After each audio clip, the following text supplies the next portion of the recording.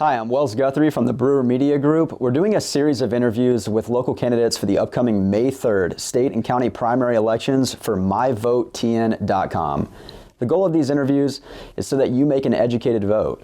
Today, I'll be speaking with Hamilton County mayoral candidate Weston Wamp. All right, I'm here with Hamilton County mayoral candidate Weston Wamp. Weston, thanks for coming in, man. Yeah, glad to be here. So first off, just tell our audience a little bit about yourself and your background.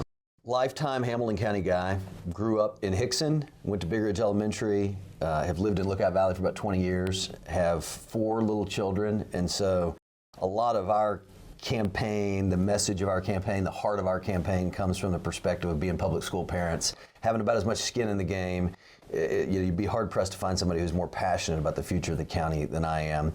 I come from a business background primarily. I mean, certainly a political family. I grew up around politics. Right. The time I spent with my dad, just growing up in the early mid-90s, sure. A lot of that time was spent on the campaign trail. If I wanted to hang out with my dad, it was on the campaign trail. So I grew up around public service, but got started in business with the, known as kind of the lamppost guys in town, invested in a lot of the fastest growing companies in Chattanooga today.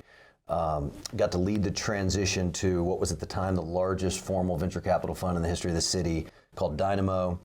And that was about the time that we were having our second child. And as our family grew, I wanted to get back into some public policy work, started an organization called the Millennial Debt Foundation that's advocated for fiscal conservatism, living within your means within government, planning a generation ahead, fighting specifically against the national debt. A lot of prominent conservatives across the country have supported our efforts. And then an experience I've had over the last few years that's, I think, really specifically prepared me for the job of county mayor, which is heavily an education, workforce development, economic development job. Governor Lee appointed me to the Tennessee Board of Regents, which is the state board that governs our largest college system, 40 technical colleges and community colleges. Serve on the finance committee, oversee a $1.5 billion budget. Tremendous honor just to serve, we've got over 100,000 students. And that's been a lot of, the time I can squeeze out of not working, not raising kids to give back to the community. A lot of that in the last few years has gone towards serving our state's technical colleges and community colleges. That's fantastic. And then just a little bit on the platform that you're running on. Yeah, well, again, so under Tennessee state law, the job of county mayor is a little different than, for example, a city mayor. It's a position created by state law, and it's defined both narrowly as the fiscal agent or the chief financial officer of the county, and then beyond that, the role of a county mayor is pretty vague. It's a leadership job. So what does your community need? Right. What are the changes you need to see happen? The county mayor is expected to lead that. So if you think about the role of a county mayor is creating the budget every year, which is really where a lot of the leverage is in the job. 64% of that is public education, the budget every year. So it goes without saying that is, I've always told people, in a word, the city mayor's crime. In a word, the county mayor's education, just in terms of budget allocation. We've never had a public school parent as a county mayor. Right now, there's not a Republican public school parent in any county office. And if you think about how disjointed that is, when the main role, the most important role of county government is public education, that's what we're focused on. I think the one-size-fits-all model, Wells, where every kid, no matter how well they're reading, no matter what their gifts are, no matter what their passions are, is put down this path that sends you to a 4-year college. I think that what we don't realize is with the best of intentions, so many kids end up hopeless.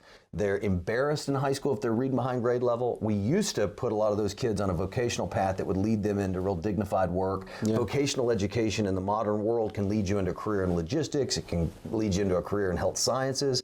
There's so many different ways I think we could motivate kids who often become our most hopeless students who, if they drop out, are very likely to end up being criminals or drug users. Just the odds that your life goes in the wrong direction if you don't have a good experience in school so much higher. So we fix so many different aspects of problems in our community if we'll invest in public education. I think we need a renaissance in public education. It's one of the reasons we've had a hard time recruiting white-collar jobs. I've proposed that here close to the city center, we build a brand new middle high school that would be the answer to companies that are considering coming here about where in proximity to town can your kids get a great public school education.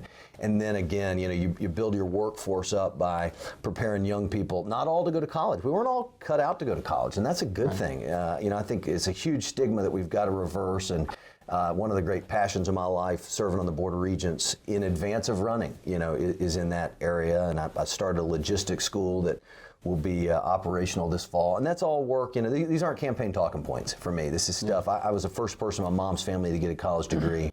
And education is not the only thing county government does, but it's probably the area where in the 8 years to come, a county mayor could have the greatest leadership, and I define it as 8 years because that's a commitment that Shelby and I have made. There aren't term limits as county mayor, so I tell people, be careful. Yeah. If you get a bad one, you may be stuck with them for a long time. Sure. But in our case, we think there should be term limits in county government just like there are in city government and in state government. So we're willing to do this as well as we can for 8 years, then go back to raising our family and let somebody else have a try. And that's education and crime are connected together. We also talk a lot about our platform being focused on bringing a new level of transparency and accountability into county government. Fantastic. That's Hamilton County mayoral candidate Weston Wamp. Weston, thanks for coming in. Thank you, ma'am.